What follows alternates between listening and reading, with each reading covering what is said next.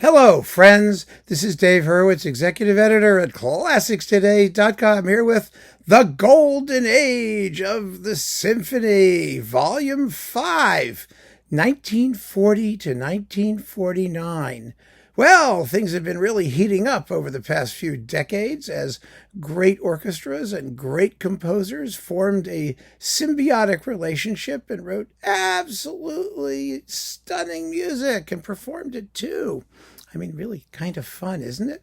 And this particular decade has 10 outrageous masterpieces for your consideration. I think it's so much fun looking at a decade and seeing the myriad styles of all of these marvelous composers and realizing that great music is not all entirely of the far distant, foggy past.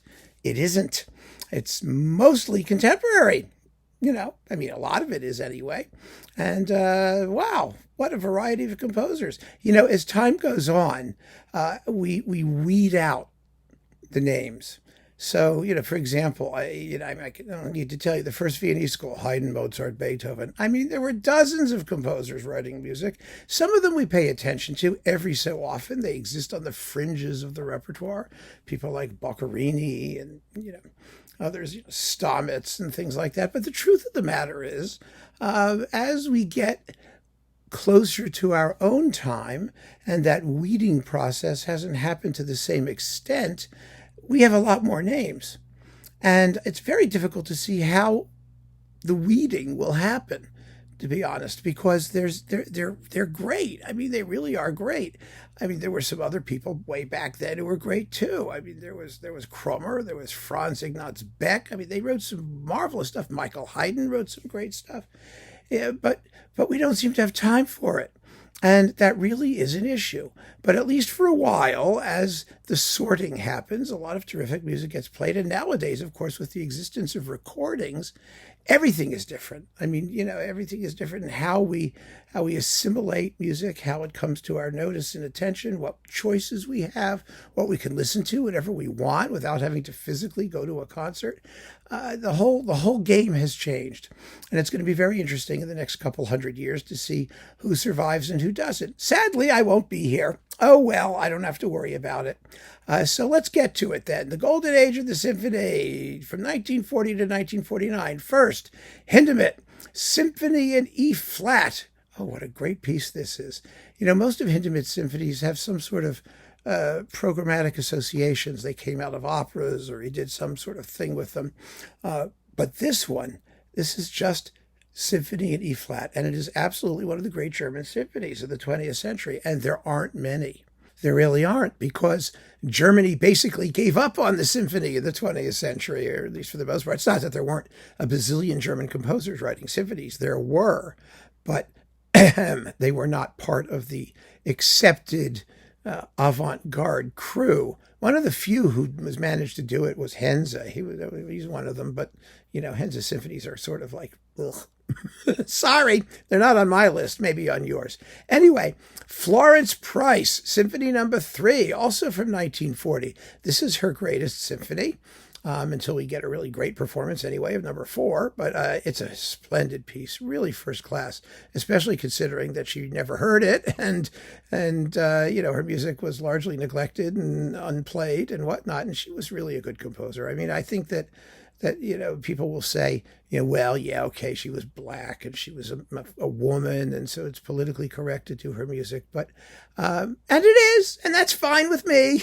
I mean, if that trend unveils wonderful music, okay, that's not the point. The point really is what the music sounds like. She had a very distinctive voice and wrote marvelously within her aesthetic, and I think that deserves to be recognized. So yeah, let's add her to the list, shall we? Bernstein, Symphony No. 1, the Jeremiah of 1942.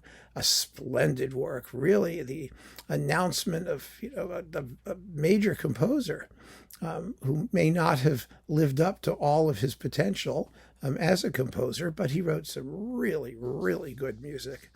Absolutely fantastic music. And the Jeremiah is amazing. It's a beautiful work. Vaughan Williams, Symphony No. 5, 1943. Well, many regard that as his greatest symphony. I don't, personally.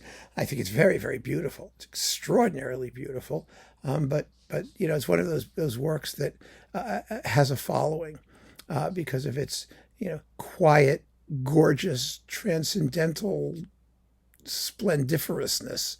And I can't argue with anyone who feels that way because it is absolutely glorious. I personally feel that it does ya da da da da about 10 too many times, but that's me. It is absolutely beautiful. I mean, the slow movement, the romanza is, oh God, it's to die for. So yeah. Great work. Prokofiev, another Fifth Symphony, Symphony No. 5 from 1944. Prokofiev's most popular, possibly greatest symphony. I think 6 is just as good, for sure. But wow, what a terrific piece that was. I mean, Russia during the war produced some amazing stuff. And we'll get to some more of that, I think. Maybe this talk, no. There was lots of stuff by Shostakovich going on then that we could be talking about, and other composers as well. But the Prokofiev Fifth, I think, is a good sort of representative of that entire era in Soviet symphonic music. Martinu, Symphony No. 4 from 1945. Yeah, I mean, Martinu had been going like gangbusters writing symphonies throughout the 1940s in the United States. And the fourth is one of his absolute greatest works in that form. Beautiful piece of music, really fun. And I played it actually in my community orchestra. We did it and we had a very, very good time with it. It's glorious piece to do. Incredibly beautiful and difficult for the orchestra because it's all of that perpetual syncopation. The rhythms are tough. And we had our shaky moments, but it was all good fun. Community orchestra. We used to give free concerts at Julia Richmond High School, the New York Symphonic Arts Ensemble, on 63rd Street or something like that in Lexington Avenue, somewhere around there, and maybe 65th. I don't remember exactly. But yeah, we did them, and all of the blue-haired ladies would come in on Sundays for the free music, and if we screwed it up, they didn't know any better, and we didn't care. We had just a great time. And the orchestra was such a terrific bunch of people who were more than willing to play whatever crazy repertoire the repertoire committee, who was largely me, inflicted on them, because I just wanted to hear it. I mean, we all wanted to hear it. It was interesting.